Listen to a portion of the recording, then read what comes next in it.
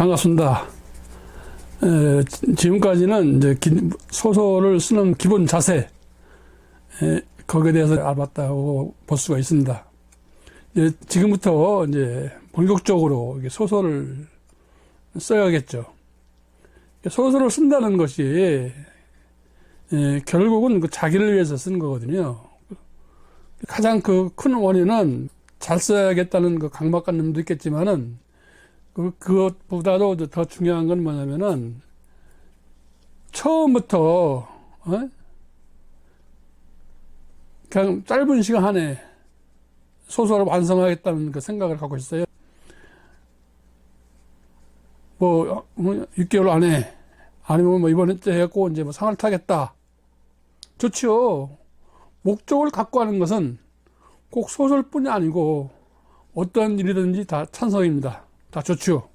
목적 없는 삶은 삶이 아니죠. 그것처럼 이번 응모를 해서 상도 타고 첫 작품으로 날리겠다. 좋죠. 좋은데 이제 그게 쉽게 되지가 않죠. 천리길도 한 걸음부터 가라고 기초부터 닦아가는 것이 더 어렵습니다. 그리고 여러분들에게 제가 꼭 드리고 싶은 말씀은, 되게 처음에 소설을 쓰시는 분들은 그냥 이번에 한 권만 쓰고 말 것처럼 그냥 사생일단 내려고 이렇게 합니다. 그렇게 하지 마시고 평생 쓰겠다고 생각하세요. 저는 전업작가를 하겠다고 생각했을 때부터 평생 동안 제가 소설을 쓰겠다고 이렇게 생각을 했어요. 그리고 현재 계획대로 이렇게 진행되고 있고요. 이게 소설을 평생 쓰겠다고 생각을 하면은 마음이 편해져요. 마음이 편해진다는 건 뭐냐면은 글쓰기가 좀 수월해진다는 거죠. 그러니까 지금 쓰고 있는 작품에 사생결단 내겠다고 쓰지 마시고 그냥 차분하게 여유 있게 쓰시면은 더 좋은 작품이 나와요. 우리가 친구 간에 얘기를 할 때도 그렇잖아요. 그냥 말을 꾸면서 하는 것보다 그냥 툭툭 던지는 말이 더 진실되게 와닿죠. 소설도 마찬가지입니다. 자기가 그냥 진심에서 우러나오는 말, 언어, 문장, 그것이 이제 독자들한테도 쉽게 공감을 주죠. 그렇기 때문에 평생 소설을 쓰겠다고 생각하면은 이게 쫓기거나 또 아주 잘 써야겠다 이런 강박관념부터 해방될 수가 있어요. 자, 그러면은 이제 초고를 완성을 해야겠죠. 소설은 이제 제가 몇 번이나 얘기를 했지만은 일단은 죽이 되든 밥이 되든 완성이 되지 않는 소설은 소설이라고 볼 수가 없다. 진행 중인 소설은 그냥 습작품이지 마침표도 찍지 않은 소설은 아니다. 이렇게 제가 얘기를 했죠. 초고를 완성을 하려면은 가장 먼저 중요한 것이, 현재 여러분들이 이제 장편 기준으로 해서 10꼭지에 만들어 놨어요. 근데 그 꼭지가 다 연결이 다 돼야 되는데 아마 연결이 안 될 겁니다. 처음에 할 일은 10꼭지를 이렇게 한 덩어리로 만드는 거예요. 한 덩어리로. 그래, 역설적으로 얘기를 한다면은 꼭지를 만들 때는 굳이 연결을 안 시켜도 된다는 거죠. 그냥 사과나무, 사과 얘기만 하면 되지. 가지를 얘기하든지, 이 사과 열매를 얘기하든지, 사과 잎을 얘기하든지, 그것만 얘기하면 결국 사과나무가 되잖아요. 그런 식으로 꼭지를 만들었으면 이 꼭지가 다 연결시켜야 될 거 아닙니까? 그러면은 이제 되게 상황이 연결되겠죠. 세월이 흘렀다. 아니면 장소가 이동이 됐다. 예를 들어서, 세 번째 꼭지에서 그녀와 헤어졌다. 하면 네 번째 꼭지에서는 이제 겨울이 왔다. 이렇게 하면 뭐 세월이 이렇게 흐른 거죠. 아니면은 그 네 번째 꼭지에서는 아침에 출근을 했다. 그럼 하루가 가는 거고. 이런 식으로 꼭지와 꼭지를 다 연결을 합니다. 그것을 이제 구성 방법으로 얘기하면 이제 평면구성이라고 얘기하죠. 우리가. 어떤 사건이 이제 순조롭게 물을 흐르듯이 나뭇잎에서 떨어진 물방울이 계곡으로 모여서 그 계곡물이 냇가로 흘러서 냇물이 강으로 가서 강물이 바다로 가자. 이렇게 이제 물이 그렇게 일상이 이루어지잖아요. 이제 그것처럼 소설도 사건이 일어나고 사건이 전개되고 뭐 이런 식으로 순차적으로 쭉 하는 것을 우리가 이제 흔히 말하는 평면구성이라고 합니다. 그리고 처음에 글을 쓰실 때 평면구성이 쓰기가 쉽죠. 쉬운데 이제 그 단점도 있죠. 단점이 뭐냐면은 평면구성이 잘못 쓰면 좀 고루해 보이죠. 우리가 뭐 이제 드라마 같은 거 볼 때 아니 영화를 볼 때 가능한 감독은 관객을 속이려고 그럽니다. 그래야 영화가 계속 긴장이 이루어질 거 아니에요. 이제 그러면 이제 뭐 예를 들어서 이제 그러면서도 아주 완벽하게 터무니없이 속이지 않죠. 그죠? 예를 들어서 여기에 이제 볼펜이 있다. 그러면은 이제 딱 카메라가 이 볼펜을 찍죠. 장면에 볼펜이 쫙 나와요. 그럼 이제 독자들은, 그 독자가 아니죠. 그 관객들은, 아, 저 볼펜이 있네? 이렇게 얘기를 하죠.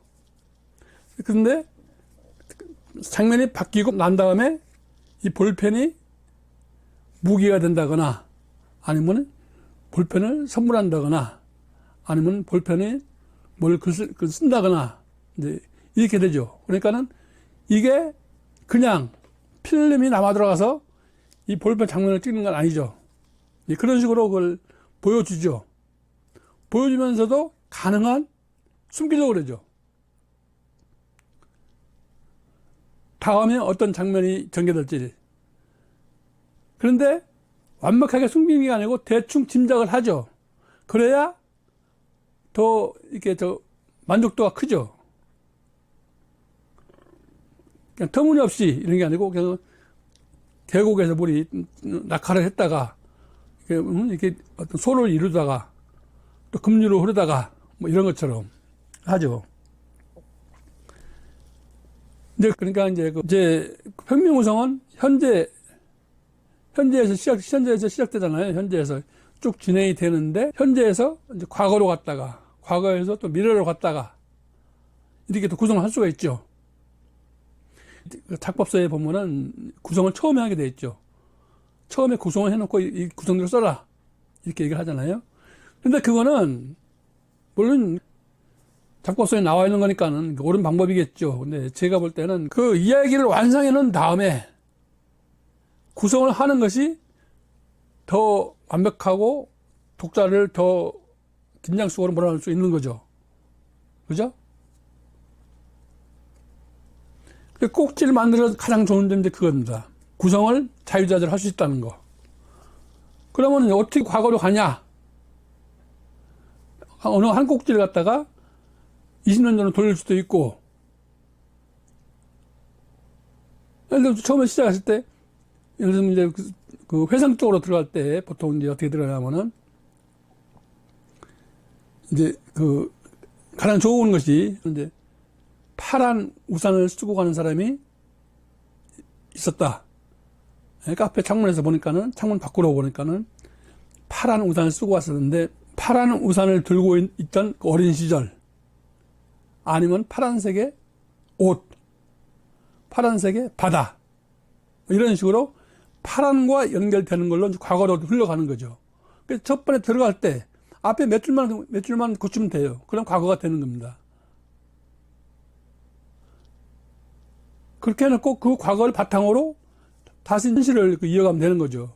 이제 그런 것을 이제 입체 구성이라고 하죠. 우리 흔히 입체 구성이라고 얘기를 하고, 그 다음에가 이제 우리 장편에서 많이 쓴, 특히, 예, 대하장편 같은 경우에는 이제 여러 가지 사건이 나오죠.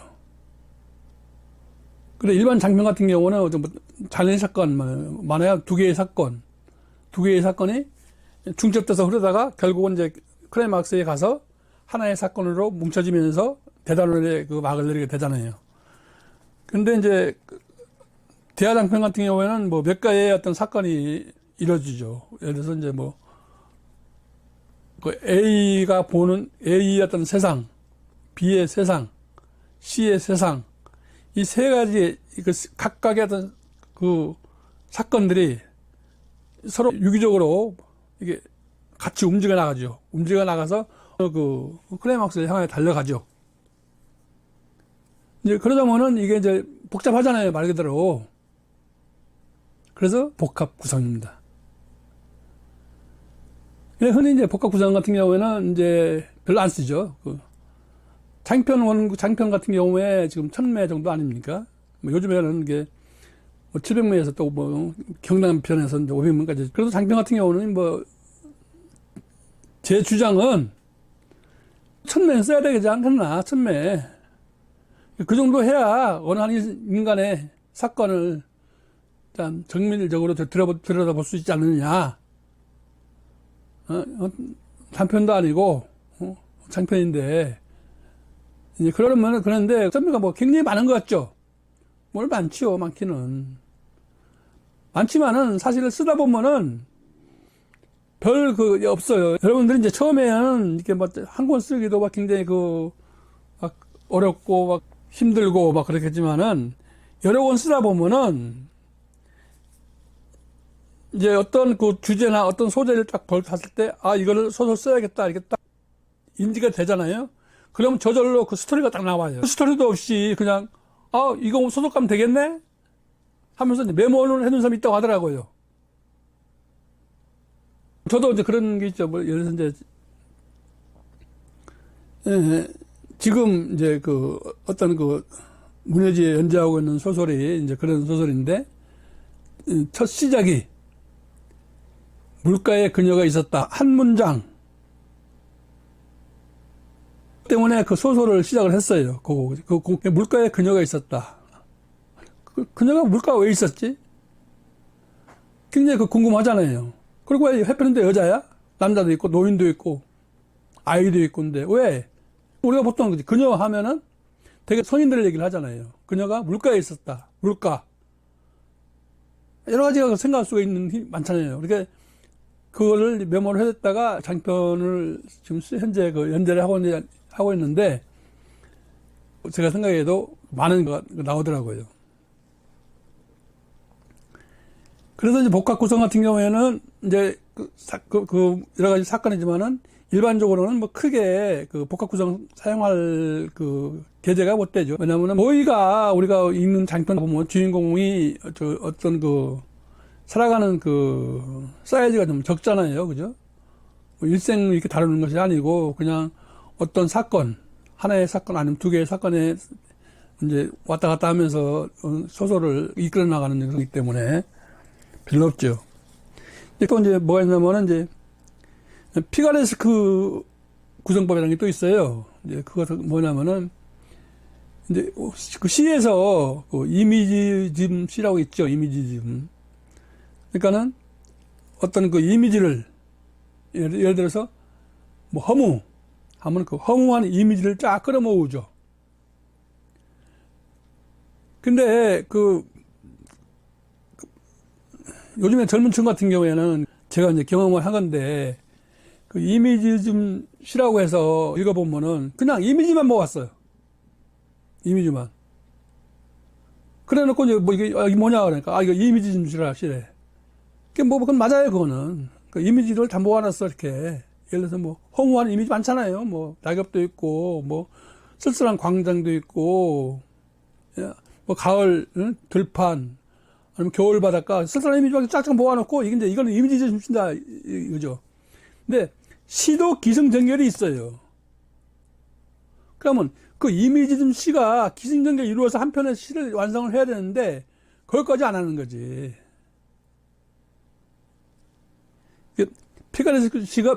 피가레스크 구성법이 이제 그런 겁니다. 여러 가지 사건을 나열하죠. 나열을 하는데 주제는 하나예요. 옴니버스하고 좀 비슷하죠. 그죠? 이 옴니버스는 뭐냐면 각각의 다른 사건이죠. 각각의 별개의 사건인데 주제가 비슷한데 피가레스크 같은 경우에는 하나의 주제에 여러 가지 사건이 그 하나의 주제를 향해 달려가는 거죠. 그래서 이제 흔히 이제 피가레스크 같은 경우에는 연작소설이라고 보시면 돼요. 연작소설. 요즘에는 그 연작소설을 쓰신 분들이 별로 없는데, 예전에는 이제 한참 그 책이 좀 많이 팔릴 때는 그 연작소설 해갖고 이제 성공하신 분들이 많잖아요. 그죠? 뭐 양미자라든가 아니면은 왕누일가의 박영환이라든가 이제 그런 분들이 이제 연작소설을 써갖고 공존에 이제 히트를 쳤죠. 예, 그러면은 그 구성을 이렇게 합니다.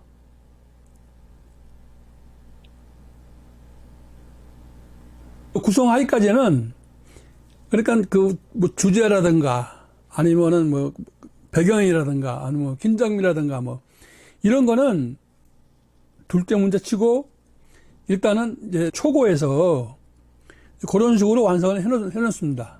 초고에서 구성까지 하는 것이 초고죠. 초고를. 그래서 이제 해놓고 그 다음에 이제 그 초고 쓴 것을 이제 그 다시 퇴고 과정이 들어가게 되는 거죠. 그렇기 때문에 이제 다시 한번 그 언급을 하자면은 초고를 쓸 때, 처음 소설을 쓸 때, 여러분들이 만약에 오늘 저녁에 처음 소설을 쓰기 시작한다 했을 때, 그냥, 주제도 굉장히 좀, 확 튀어야 되고, 뭐 아니면은 소재도 아주 훌륭해야 되고, 뭐 여러 가지 그 생각을 하겠죠. 그렇게 하지 말고, 그냥, 우리가 저 그림 그릴 때, 스케치를 할 때, 그 연필로 하잖아요. 색을 넣지 않잖아요. 그 초고는 색이 없는 소설이라고 보면 돼요. 색이 없는 소설. 거기다 감정을 집어넣고, 별 캐릭터를 살리고, 배경을 넣고, 이거는 이제 앞으로 해나갈 과정이고, 초고는 그냥 목탄 연필로 그려놓은 스케치다. 이렇게 생각하시면 돼요. 그러면은 훨씬 쓰기가 편하죠. 제가 이렇게 뭐 소설을 쉽게 쓰는 법, 소설을 편하게 쓰는 법, 이렇게 얘기를 하면은, 소설이라는 것이 뭐 그렇게 편하게 쓰고 쉽게 쓰는 것이 되냐?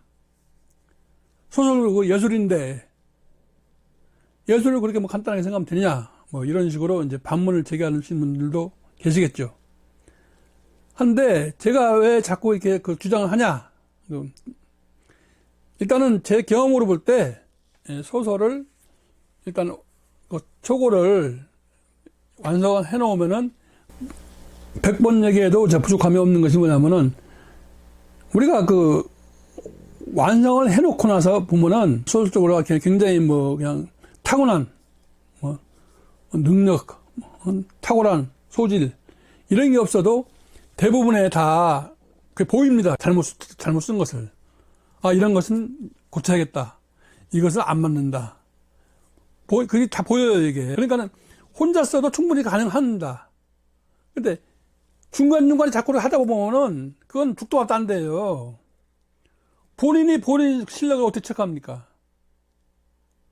본인이 써놓고, 나 이거 잘 썼어, 이거. 타인이 인정해줘야 될 거 아니에요. 그러면 어떻게 하든 초고를 완성해 놓는다면 다 보인다는 겁니다, 그게. 본인이 봐도, 여러분들이 봐도, 이건 시점이 틀렸네. 이거는 뭐 그냥 너무나 설명적이네. 이건 너무 배경이 없네. 이건 뭐 묘사가 하나도 없네. 이 부분은 묘사를 좀 해야겠다. 이런 것들이 다 보인다.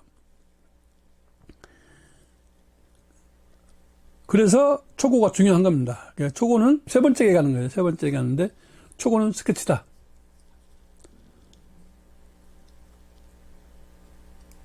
그냥 어떤 사건에 대한 스케치다 이렇게 생각하시면 돼요. 거기에다가 이제 주제를 불어넣어야 되죠. 지금 구성까지 했잖아요. 어떤 식으로. 그러니까 이제 그러면은 요 초골에다가 이제 주제, 소설은 주제가 있어야 될 거 아니에요. 그러면 또 이제 또 이렇게 또 반문하시는 분 있을 겁니다. 아니, 주제를 갖고 있어야 주제를 갖고 시작해야 되는 거 아니냐? 소설을, 응? 어떤 주제 갖고. 맞는 얘기입니다. 맞는 얘기지만은 소설을 처음 쓰시는 분들은 자기가 잘 알고 있는 이야기, 잘 알고 있는 사건, 그 사건으로 하나의 그 이야기를 만들어 놓고 거기에다가 주제를 집어넣는 방법이 더 효과적이라는 거죠. 제가 볼 때는. 그래서 다음 시간에는 소설의 주제, 거기에 대해서 이제 알아보도록 하겠습니다. 그리고 지금 6강이잖아요. 순서가 이제 쭉 나옵니다. 배경이 나오고 이제 또 묘사도 나오고 이제 문장이라든가 이제 문장이 상당히 중요하죠. 처음에 할 때 보면 시점이라든가 이런 것들이 많이 혼란이 오기 때문에 또 이제 구어체 문어체가 있는데 그냥 구어체를 하다 보면은 이게 또 주관적 그 문장이 많이 나오게 되고 그래요. 이제 그런 것들을 단계별로 진행을 하겠습니다. 자, 오늘부터 쓰는 겁니다. 감사합니다.